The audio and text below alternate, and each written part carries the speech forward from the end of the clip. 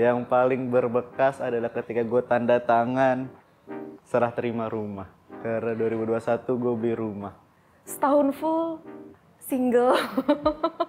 Terima kasih, gue udah bisa kontrol ekspektasi. Makasih udah mau tetap bersama diri sendiri. Kayak Desember ini, hahaha hehe, huhuhuhuhu, hehehe lagi.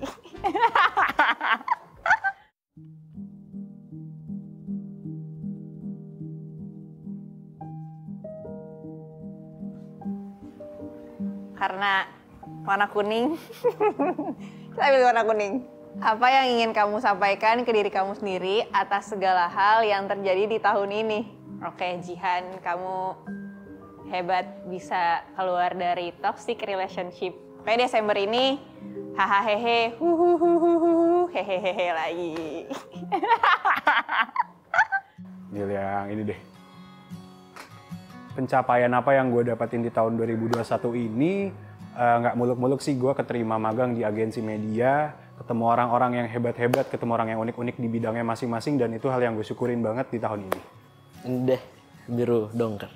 Pencapaian apa yang kamu telah dapatkan di tahun ini? Bersyukur banget beberapa pencapaian, bisa lulus tepat waktu, bisa dapat kerja sebelum wisuda, dan beberapa pitching film akhirnya tembus untuk didanai oleh pemerintah dan diberikan kesempatan untuk kembali merantau dan untuk tidak pulang terlebih dahulu untuk menambah ilmu. Semoga di tahun 2022 bukan tantangannya yang semakin berkurang, tapi diri gue yang semakin kuat aja melawan tantangannya. Bagaimana perjalanan cinta di tahun 2021? Alhamdulillah sekarang di tahun 2021 sudah bisa menemukan pasangan yang mungkin simetris ya. Artinya tuh simetris secara bercandanya, secara ya emosionalnya gitu. Merah-merah. Hal yang paling berbekas yang terjadi di tahun 2021. Yang pertama itu gua kena COVID, itu paling berbekas sih.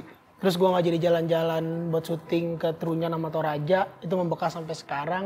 Terus yang kedua yang paling berbekas itu adalah bulan November kemarin, tanggal 21, yaitu ketika bapak gue meninggal. Itu sangat-sangat amat berbekas sih ya untuk 2021.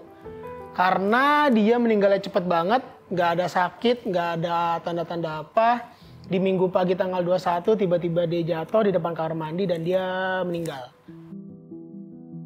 Hal yang paling berbekas terjadi 2021.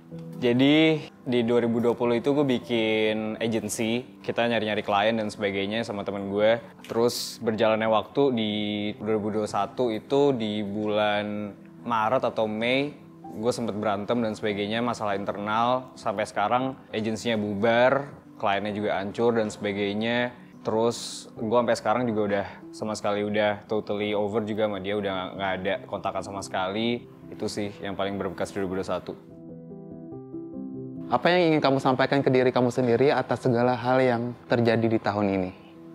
Gue mau nyampein overall sih terima kasih. Gue udah ngelewatin gak cuma 2021, cuma jalan panjang dalam hidup gue lah. Udah mencoba yang terbaik walaupun banyak gagalnya juga, tapi gue terima kasih. Gue udah bisa kontrol ekspektasi. 2018 gue depresi, dapet psikolog yang damping gue, dan sekarang gue udah bisa kerja malah. Jadi gue kayak bangga banget sih bisa di sini. Merah dah. Hal yang paling berbekas yang terjadi di tahun 2021. Ditanya paling berbekas sih COVID. COVID. Sebenarnya sih di antara COVID atau nggak COVIDnya sih saya belajar kematian sih sebenarnya. Karena apa? Saya jujur dibilang hampir mati sih hampir mati ya. Hampir bengeknya sampai batuk-batuk sampai kayak gitu, bengek-bengek juga. Intinya 2021 ya paling COVID kalau buat saya. COVID dan mengejar saya kematian dan untuk lebih menghargai hidup. Bagaimana perjalanan kisah cinta kamu di tahun 2021? Ketika hampir menuju end itu yang buat gue capek aja gitu. Ya tujuan hidup kita beda aja gitu. Ada tujuan hidup yang ingin dicapai masing-masing gitu. Sampai akhirnya ya harus berpisah gitu. Bagaimana perjalanan kisah cinta kamu di tahun 2021? Jujur berat. Mungkin itu saatnya di hidup gue dimana kayak banyak banget yang berubah.